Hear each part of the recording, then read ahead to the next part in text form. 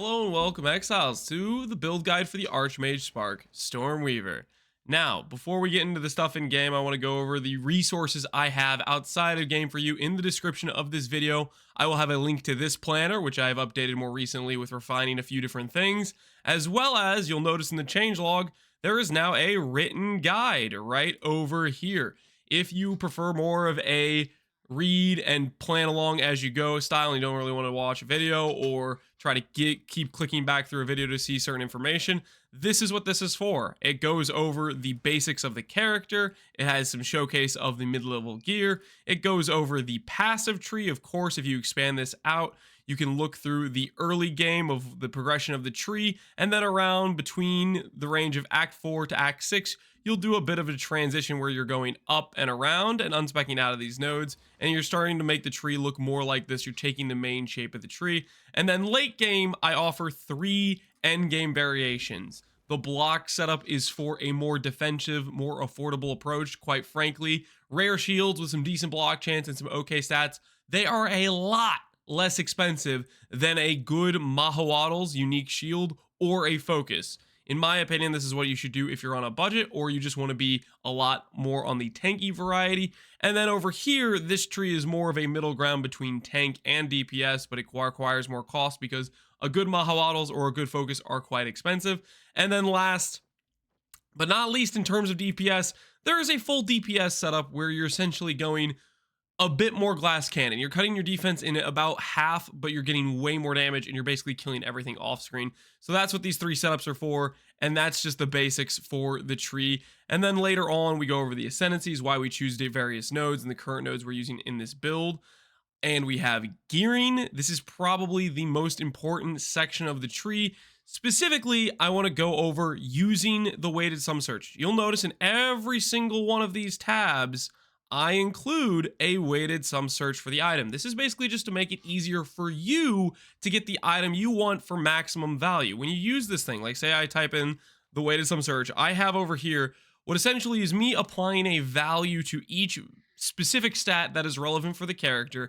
And then we're telling the trait sites, based on these values we've given you, spit out an item and tell us how good it is. So when you search this, you'll notice the items pop up with a sum at the bottom. This is roughly how good the weighting is based on the weighting we've given it.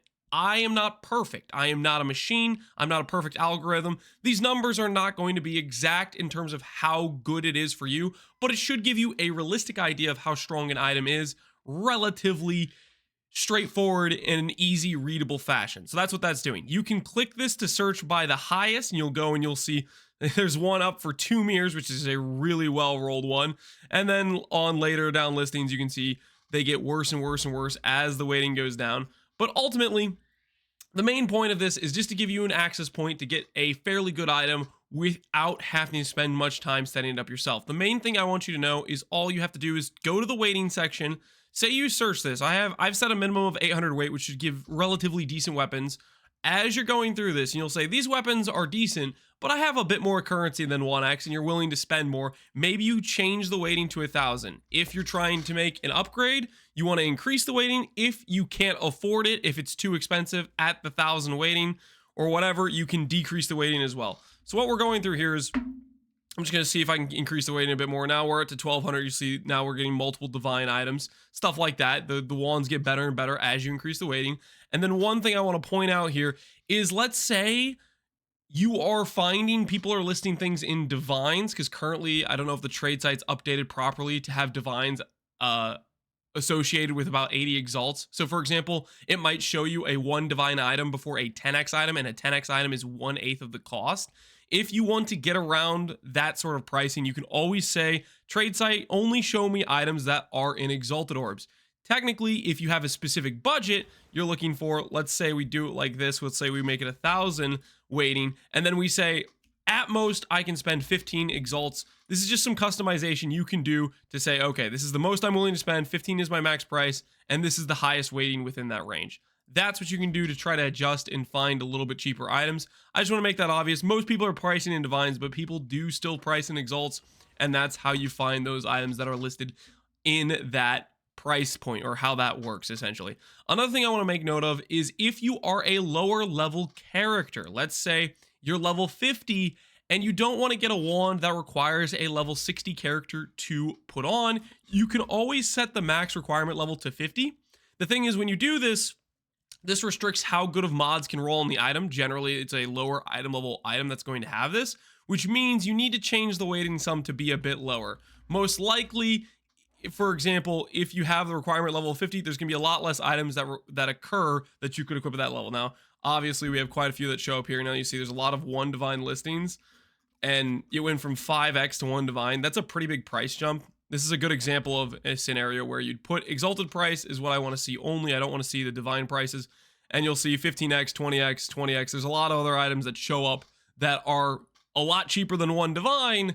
And hopefully that gives you a good example of it. So anyways, the main idea is adjust the weighting if you're trying to upgrade, or if you're getting a little bit too expensive an item, maybe downgrade the weighting a bit. I tried to set all the weighting to show at the bare minimum a 1x item for the most of these trade searches. But you do your own adjustments based on the market, stuff changes. And then outside that, based on the level you are, or based on if you don't like the divine listings, if you're trying to get a little bit cheaper items and all the divine listings are showing up before the cheaper items, you can adjust this as well. That is the idea for all of these. I have it set up for basically every single gear slot. And that's essentially trying to make it easier for you to buy good rares without having to overthink it too much. And yeah, that's just, I think, the most valuable resource I would say I've put a lot of time into, and hopefully it helps you with your gearing. Outside of that, I have basically the Atlas tree I use while playing through all the way the maps up to T16, so you can use that if you want, or just choose your own Atlas passes based on what you would like to do with your Atlas. And then we have an FAQ going over all the essentially highest asked questions I've gotten throughout making this character. Good chances if there's a question you have about the character, it's answered in here. And if there are more questions I get that I haven't put on here, I will try to add them as time moves on. So you can always check back here. Most likely there's a chance I have re-added more questions as I've gotten them. Please look this over and make sure whatever you're thinking about asking me hasn't already been answered here. Because if I'm offline stream, this is your best resource to use. Because if I'm offline, I'm spending time with my family. You message me on Discord, I'm not going to see it. This is where you want to look. Okay, anyways. Next up, this video will probably link back to this guide I'm making right here. I have an old Archmage video, but I will be updating that. And then a summary of the character. This is just for your use if you're interested in a written guide, and took a lot of time to do it, so hopefully it is something that is a valuable asset to those wanting to follow the character. Now, outside of that, I want to go over a lot of stuff in-game about the basics of the character and the build in general. To start off with, I want to talk about leveling and your early gearing. Now, I obviously went over that weighted some. I spent a decent amount of time on it. The importance of that is early gearing can make or break your experience in the campaign. Every time you drop an axe, you should drop multiple throughout each act. You should be spending that to upgrade your character. There are certain items that are very, very powerful. This gear set I have here is all items I bought for 1x using those trade searches I have set up for you.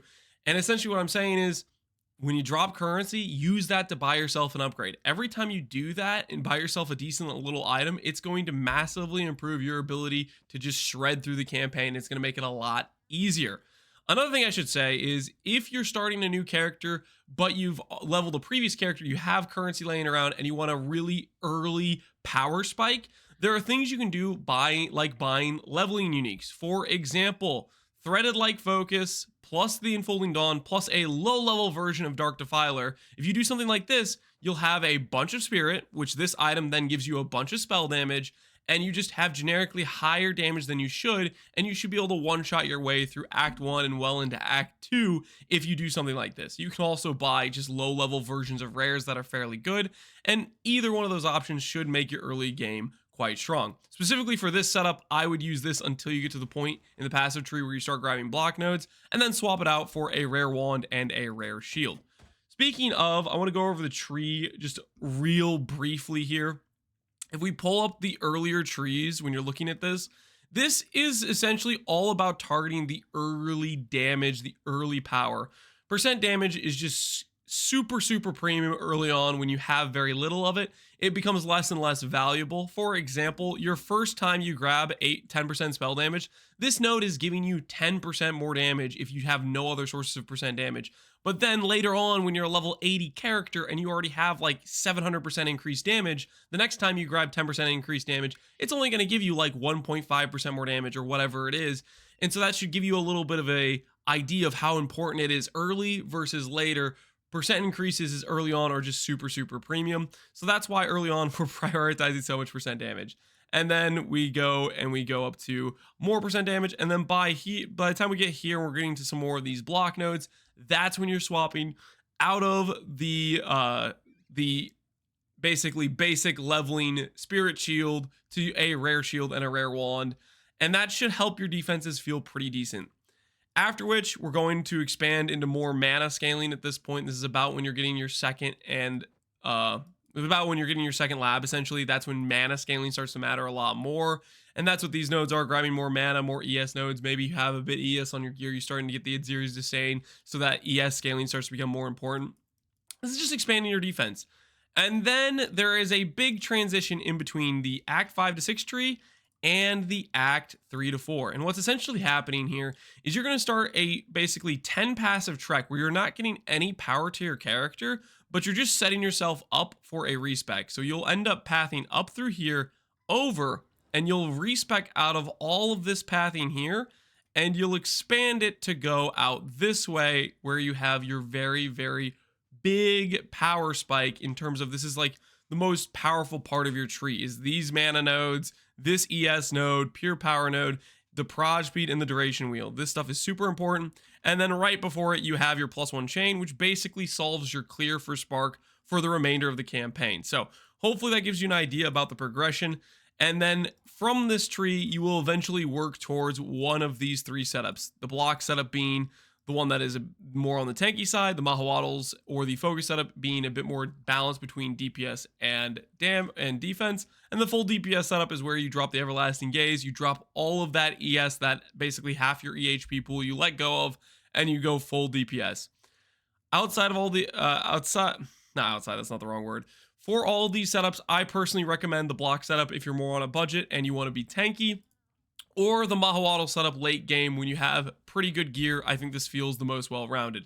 Outside of that, the full DPS setup is great for boss rushing, but it just requires a lot more focus than I personally would want to put in. If you misplay a little bit, you'll get frozen, you'll get stun locked, stuff like that will start to happen.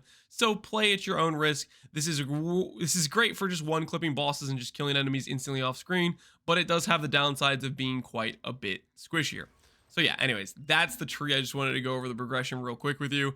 That is my recommendation for continually upgrading your gear, and here's just a suggestion for some potential early leveling uniques.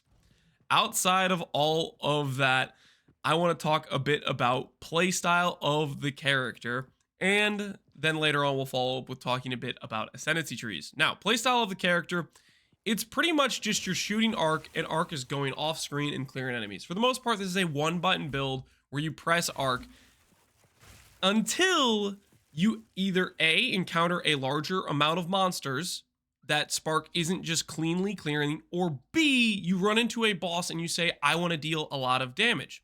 Now, for A, the first example where you get overwhelmed or you have a lot of monsters coming at you, this is things like Breach, this is things like maybe you used Warp and you're suddenly in between a bunch of monsters, you're surrounded, stuff like that. All there is to it when it comes to dealing with more dense crowds of monsters is I would recommend using Orb of Storms, which has a lot of chains. I think it chains like 9 something times.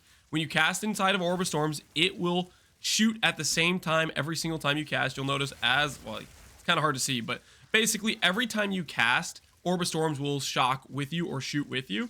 So it gives you basically some extra leverage damage, and where it chains around and hits a lot of enemies. And then on top of that, you can also use Mana Tempest. Now, one thing I want to note about Mana Tempest is this is not something you can stand in very long, but it gives you a big DPS boost. Mana Tempest is like gain 60-70% as extra lightning. In the campaign, it is significantly valuable before you get Archmage because it's like almost doubling your DPS in the campaign, whereas after the campaign, after you have Archmage, it becomes less and less valuable as you get leveled up.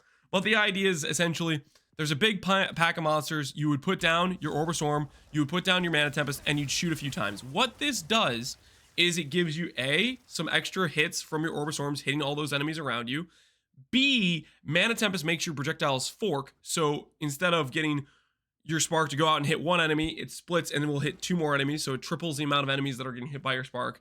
And then if you have chain, then you get another hit for each one of those. But on top of that, you have the gain damage. So every one of those projectiles is hitting 3 times as many enemies, but they're also doing a lot more damage. This is basically just, if you have a big crowd of enemies, this is what I'd recommend. Mana Tempest, Spark, cast a few times, move on. If you stay too long in your Mana Tempest, it will drain your mana very quickly. So what I recommend is like 3-4 casts, move on. You don't want to stick in there for much longer than that, but it will be worth the time it takes to cast, because it casts, number 1, it casts very fast, and number 2, every single cast you do inside that is hitting 3 times the amount of monsters with a significantly higher damage. So for those of you that are wondering about the clear, that is something I would strongly recommend. Once you get the chain nodes and you start to scale up your DPS, that'll feel less and less necessary. For example, at the stage my character is in right now, I don't ever press Mana Tempest at this point because it doesn't feel necessary. But when I started the character before I had Archmage, Mana Tempest was a go-to and it made a huge difference. So what I would say is use it early on, and then gradually over time you will notice you do not need it to clear packs, but that will take time as you gear up your character. It's very essential early, becomes less essential later on, and that's just my advice on this thing. So that has to do with clearing monsters. Number 2, the other part where the playstyle changes is when you get to a boss. Let's say the boss is this thing, he's about to spawn in, he's about to do a lot of damage. What do you do? What changes on a boss fight? Number 1 is you press your Sigil of Power. First of all, how do you get Sigil of Power? It is an implicit on a staff. This will be in your offhand. So, you know, we normally have a wand plus a shield, focus, whatever it is.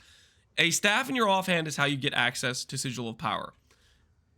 One important thing I want to note about this is when it comes to weapon swaps and weapon sets, number 1 is you can set which skill occurs with which weapon set. So for example, if I pull up Spark here, you'll notice there's weapon set 1 and weapon set 2. I have weapon set 1 checked and I don't have weapon set 2 checked.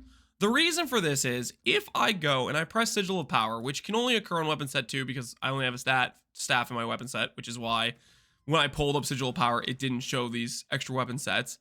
But let's say we wanted to do Sigil of Power, and I click Sigil of Power.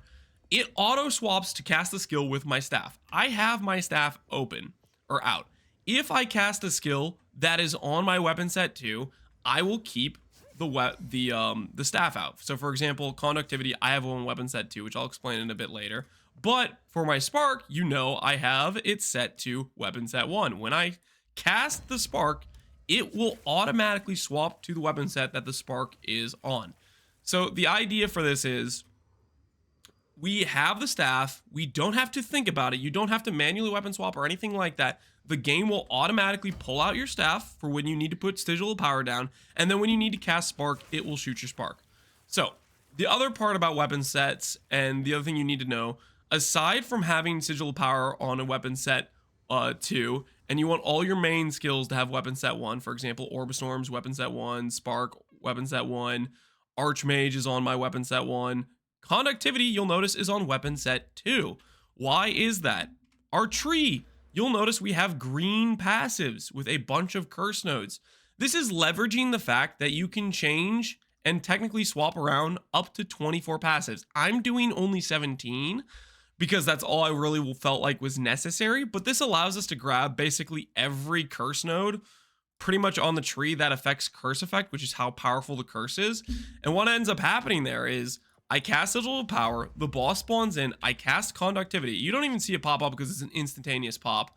But what ends up meaning is this curse has all the curse effect from these passives because these passives get allocated with weapon set 2, which is our staff weapon set. And what that means is instead of Conductivity doing minus 40 res, you'll notice in the clips it's over minus 60 res, and that's simply because of all the curse effect we have on these passives. It basically is a way to leverage a bunch of additional damage without actually any additional cost to your character. So that's what this is. When you see these passives that are red versus green, The green is just essentially min-maxing and snapshotting that value of the conductivity curse, whereas the red passives are just our primary tree where we're casting and dealing damage. Ultimately, you could just ignore the weapon set passives and just spec everything based on the red nodes, and that would just be your normal tree. But I would recommend doing the weapon set passives. It's one of those things where you just set it up once, you get all the benefit from it later on. You don't have to think about it when you're actually playing the game. So it's a bit of work to set up once and think about setting up these green passives once. But once you have it set up, it's just automated. You cast your curse, is affected by these nodes, and then when you go back to casting your spark, you have all of the regular primary nodes allocated. So just wanted to go over that with weapon sets. So anyways, boss spawns in, sigil of power, conductivity, and then I like to do at least one orb of storms, but you can also do two, and these will inflict exposure as well as shock the enemy with greater magnitude, and you can just start casting and start zapping.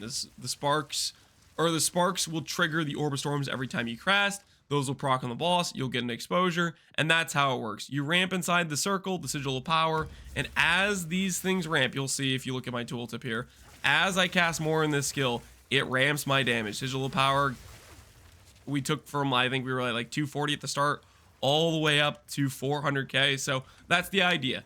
You play sigil first, you start casting inside it, you start spending mana, it ramps the stages, next thing you know, you've deleted the boss. That's the rotation for bossing. That's what you do for clear. Hopefully I've explained the playstyle well. Now for one more tidbit about weapon swapping, which has to do with our reservations. You may have noticed I have Archmage and I have the ability to blink. How am I doing that? It's essentially I'm attaching the blink reservation to my second weapon set. What blink does is it takes the keybind for dodge roll and makes it a blink skill instead.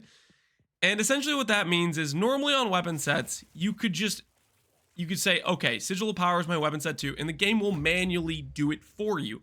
But because blink is overriding the keybind for dodge roll, what that means is when I press spacebar, it's not going to automatically swap to my staff and blink my character.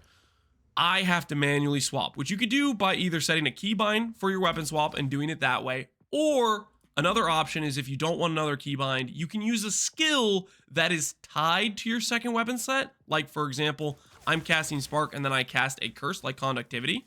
If you have a skill that is tied to your second weapon set, you can start the swap by pressing that skill, but instead of waiting for the cast to actually happen, you can press spacebar or whatever keybind you have set to your dodge roll instantly. So for example, right now I'm going to showcase, I'm going to press my Conductivity curse, which is going to force the character to start weapon swapping, but then I'm going to blink instead of letting the character actually cast. It's a way to not have to set another keybind for weapon swapping. If you have another skill that you already are planning to use in your weapon set or your second weapon set anyways, that is a way to force the weapon swap to happen without actually using another keybind. So anyways, hopefully that goes over the skills, their interactions, what's going on there. On the guide on the website, it goes over all of the various setups for the gem links. So feel free to look through that. I'm not going to go through them individually now because I don't think it's a little bit redundant. It is both here and it is on the page. You can find it here as well to see all the gem links. But what I am going to do is talk a bit about the ascendancies and why we choose various nodes we choose. For the ascendancies, it's pretty straightforward. We are a mana build. Everything we do is a linchpin based on mana. Archmage scales gain damage based on a mana. Arcane Surge effect, based on how much mana you have, gives cast speed and mana regen. The amount of mana we have affects how much ES we get from Everlasting Gaze. Right now I have a full DPS setup. I didn't want to respec it because it cost a lot of gold and I wanted to play another character. And so I'm leveling that character through the campaign. Don't have a lot of gold. So if you're wondering why I'm on the DPS setup and haven't respec to Everlasting Gaze, that's why. But anyways, as I was saying, everything is built through our mana. These nodes where you get Constant Gale, Arcane Surge, and Force of Will, these are mandatory.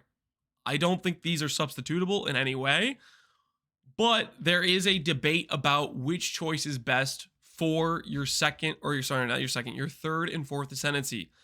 And in my opinion, Elemental Storm is good, or maybe the best choice, in the early game when your character is still on the weaker side and starting to scale up and trying to get stronger.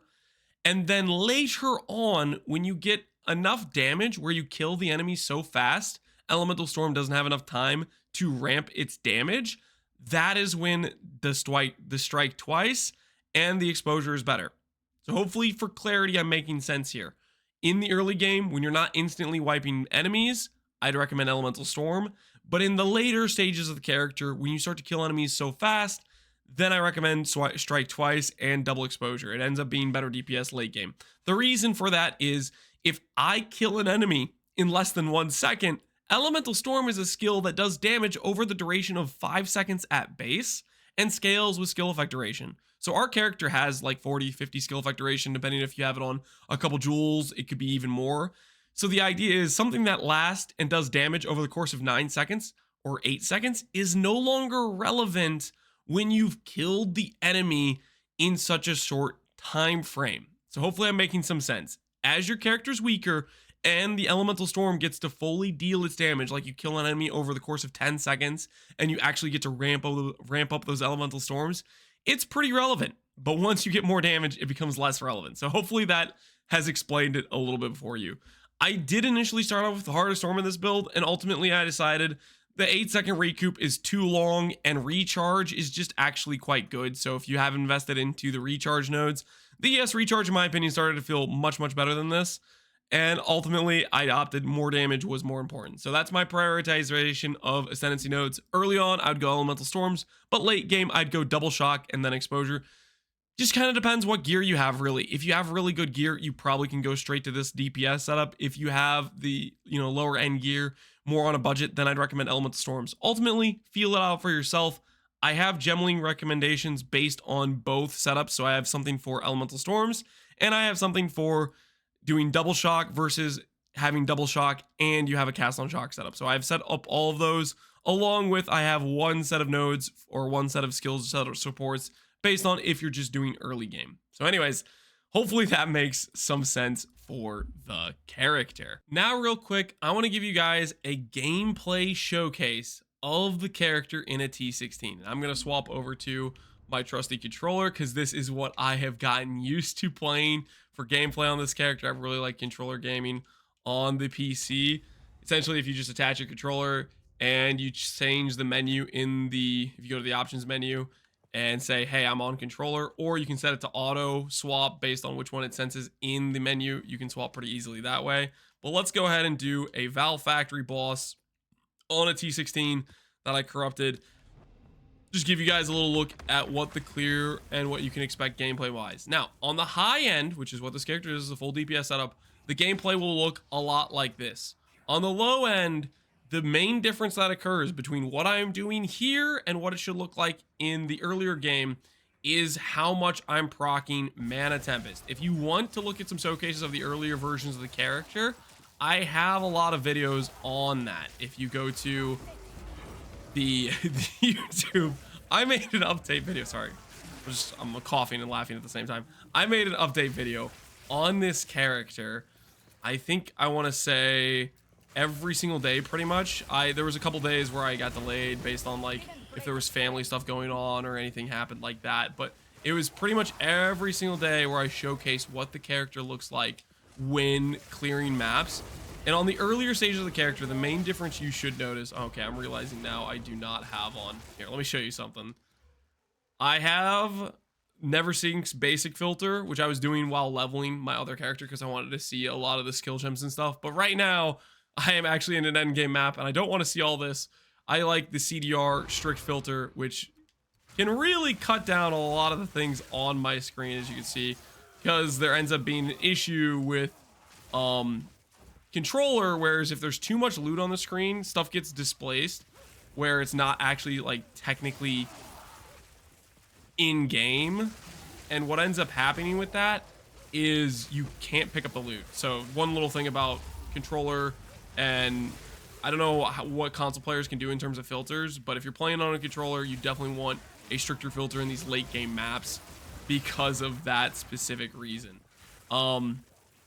But yeah, anyways, as I was saying, The main playstyle difference would be outside of me just casting and killing the enemies off screen, I would be using Mana Tempest a lot more. I'd be pressing Mana Tempest, casting a few times, and then moving out of it. And the reason for that is for that fork, for that extra gain damage, it will greatly improve your clear. But as your character gets better, you don't need to do that so much because you deal enough damage that just the +1 chain is plenty to clear. And I just want to give you that clarification for mapping what it'll look different. One thing I also want to say is, even like just 1 minute ago, you notice I went all the way down to like 2k mana there. I stood into multiple on death explosions. This is something I want to point out is the difference between the DPS tree and the much tankier, basically twice as tanky Mahawaddle or Focus tree is I'd have another 6k ES on top of like 7k mana. The big primary difference in that is I wouldn't have been nowhere close to dying. I would have had 1k ES left in my entire mana pool in that situation, where just now I almost died because of that. So I want to preface that if you are playing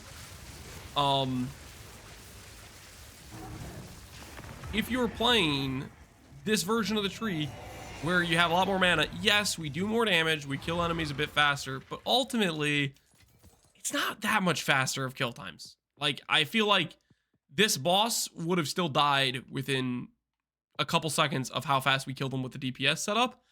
And it's a lot more stress in terms of if I stand on a death explosions, I'm at pretty big risk of dying, versus if I was on the ES setup, I'd have very little risk of dying. So I just want to note that as what I believe is a fairly important thing to consider when looking at this version versus the full DPS version. I want to make note of that. I personally would choose to use the Mahawaddle setup that's a bit tankier, that kills enemies not that much slower than this version while having much greater defenses. I just think at a certain damage threshold, if you're still killing the boss within a few seconds, does it really matter? You might as well stack a bit more defense, and then that makes playing the game a lot more chill. The risk of you dying is a lot less, and ultimately it's, I think, a less stressful experience, if that makes sense. I would be blinking a lot more in terms of like if I was trying to like speed clear the map, but I'm just trying to have my thoughts be somewhat collective in terms of explaining what all I'm doing and whatnot. But anyways, that's what it looks like doing a T16 with a high delirious effect. Just kind of shoot, spark goes off screen, hits enemies, kills enemies, and then the cast on shock when you get to big bosses helps you nuke them from orbit. So yeah, that's a little bit of the gameplay on the controller for you. Next up, I want to talk about something that is relevant to this character. This character is quite a bit stronger than GGG probably wants to allow in the game. Killing their endgame highest difficulty boss within a few seconds probably isn't something they're going to let fly. And most likely, I am expecting there will be nerfs to Archmage, Energy Shield, Stormweaver. I think all of these things are on the potential chopping block. I want to let you know, though, if you're worried about those things, I will be, number one, I will be updating the guide based on changes they make. Number two, I don't think they're going to make changes to this character until after the Christmas break time frame. Right now, GGG, for the most part, is out of office and they're not making changes. So there might be a good 2 weeks here before the changes even come in. And outside of that, another thing I want to say is, even if they do nerf this character, say this character is overperforming for their standards and they want to nerf it, there is still a very good chance that with nerfs, this character is still better than most other options in the game. They're not going to try, I would think, they're not going to try to nuke it so hard that it's unplayable. They don't want to do that. Spellcasters need to be playable. But they're going to adjust it, hopefully in a way that brings it more in line with most every other build in the game, or at least balances it a bit more. So, just to let you know, if you're thinking about playing this build, there's a good chance, even if they do nerf it, it's still going to be having maybe a chance to be the strongest or one of the strongest builds in the game. And we will roll with the punches. I will adapt this character when they do it, and I will give you guys an update about what's good, what's changed, how we change the character. There will be updates on the planner and the written build guide itself as well. So that's my plan. I'm not planning to sell any of this character's gear, so that way, when the changes do happen, I will be ready to hop on, change my passive tree around, try some different things, and update it for you. So just letting you know going forward, that's my plan. Of course, if they nuke it from orbit and make it completely unplayable, there will also be a video about that saying, hey, don't play this because they've nuked it. But most likely, I expect if they do nerf it, it'll still be quite good. And I will try to basically showcase how you can adjust for the various nerfs or changes that happen to the character. Now, to address one of the most important things for this character, and I've gone over it briefly earlier, which is simply about gearing. I get a lot of times the question about, Lance, I copied your tree, I copied your build. How come your tooltip's so much better than mine? You have 120k, I have 20k. What happened? What's the difference? And it comes down to the fact that gear matters, and it matters a lot. Every single upgrade you make, because of the scaling this character has, does more and more than the last upgrade you put on it. For example, just an example that I think I see a lot with people is the fact that cast speed makes a very big difference in how good the character is. For example, I have this ring right here, which has 148 mana, and I have a ring right here, which is 201 mana. The biggest difference is 50 mana, and then on top of that, the ring I have here has 24 and 8 cast speed. So it's a 32 cast speed difference. What does that do to the tooltip? Almost a quarter of my tooltip changes because of just that cast speed. The point I'm trying to make here is, it might be a subtle enough difference, something like cast speed on a ring, but it makes a big impact in the character. And this you can see all across the board. Every time you add 100 mana or 100 extra int into your character, say you get in a bunch of int rolls on every single piece, that's going to impact how good your character is. How big is that tooltip? How hard are you hitting? All of that stuff is additive together. There are other factors like, for example, a leveled up spark versus a non-leveled spark. If you have a level 20 spark versus a level 17, 16, 15, 14, every level affects the DPS of your spark significantly. So don't underplay the value of leveling up your gem. Say you're early in maps, your level 70 character, you're going to have a level 16 or 15 spark.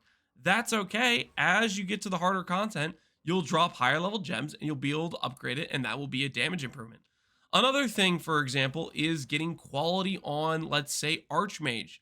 The difference in quality on this is another 2% gain damages extra per mana. That is making this thing effectively, what is that? 25, 30% more effective than it would be without the quality. That's a large amount of damage that you're changing when you get that extra quality. Also, there's a breakpoint at level 21 where you get another gain percent damage. One little caveat I will put on that. As far as I can tell, the +1 level corruption right now is not functional. Like, if you have a level 19 gem with +1 level corruption, which takes it to level 20, and then you have a +1 support, which takes it to 21, that 21 does not work. And so I think it's just the +1 corruption is just bricked. At least from my experience, the +1 corruption, I don't think it works on Spark either. Could be wrong about that, but I think when I got the level 21 Spark versus level 20, I don't think my tooltip changed. And I'm pretty sure the Archmage wasn't functional with just the +1 corruption. But you can test that for yourself. So far, my experience has been the +1 corruption seems to not be working, but that's besides the point. Anyways, what I'm trying to get at is every single piece of your gear matters. You might look at that in bad thing and say, oh no, my character's going to be expensive to get all these min-max pieces. But I would try to turn that on its head and say, oh no. Instead of oh no, make it, oh yeah, every single time I upgrade my character, it's going to get that much better. Because that's the nice thing about this Archmage character is every piece makes your character substantially stronger and you'll feel the upgrades. Versus some other builds, a lot of times upgrades, you might only feel a little bit in terms of like defensive improvement. Whereas every single gear piece not only improves your defense, but substantially improves your offense of your character, your mana sustain, and it's just going to keep feeling better and better as you progress the gear. I just wanted to emphasize really the importance of gearing the Archmage Spark character, and that way it'll give you something to look forward to as you progress the character, as you get those upgrades. It's going to feel really, really good to do. Now, I'm not sure I've covered everything about the Archmage Spark Stormweaver. I'm sure there's some things I've missed, but hopefully between the planner and the written guide, as I update those, as I get more questions, we'll eventually get to a point where all the answers are there, and it'll be a fairly complete guide. Hopefully you guys have enjoyed the progression of the Archmage Spark Stormweaver. I've had a lot of fun making this character, and excuse me, still a bit sick. And I'm planning to continue to update the guide as, GGG nerfs, buffs, adjusts, changes, parts of the character. We'll work and we'll roll with the punches and see where we go. Thanks for watching, Exiles. As always, take care and peace out. Have a good one.